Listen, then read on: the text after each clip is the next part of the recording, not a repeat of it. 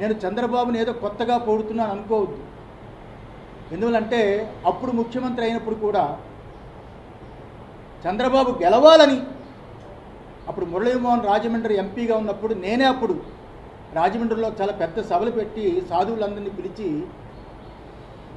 చిలుకూరి ఏదో అనుకుంటాను ఆయన కళ్యాణ మండపం, మురళీమోహన్ గెలిపించడానికి సాయశక్తిలా ప్రయత్నం చేశాను. అప్పుడు గెలవాలని, గెలిచినప్పుడు నేనే స్టేట్మెంట్ ఇచ్చా, చంద్రబాబు గెలవడం చాలా సంతోషం. అందువల్ల ఎవరితోటి మాకు విభేదాలు ఉండవు. మేము స్వాములం, పీఠాధిపతులం, ధర్మం కోసమే పోరాడతాం. కానీ ఈరోజు ప్రెస్ మీట్ పెట్టింది ఎవరికి భయపడి కాదు, అది గుర్తుంచుకోవాలి.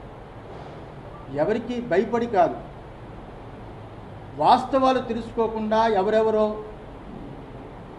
కొత్తగా వచ్చిన వాళ్ళతో చేరి ఏదేదో తప్పుడు అభిప్రాయాలు వాళ్ళు చెబుతారని. ఎప్పుడూ స్వరూపానంద స్వామివారు ఒకలాగే ఉంటారు. చంద్రబాబు అంటే మాకు చాలా గౌరవం.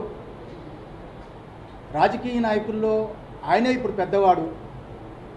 ఈ రాష్ట్రానికి పెద్ద దిక్కుగా అని పరిపాలన కొనసాగాలి అని, కుటుంబం బాగుండాలి అని, పరిపూర్ణమైన ఆయుష్ భగవంతుడు ఇవ్వాలి.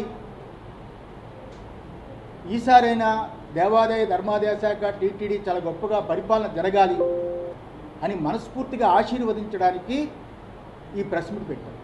Narayana. Do subscribe Saksham Vizag. Watch, like, share and comment. Thank you.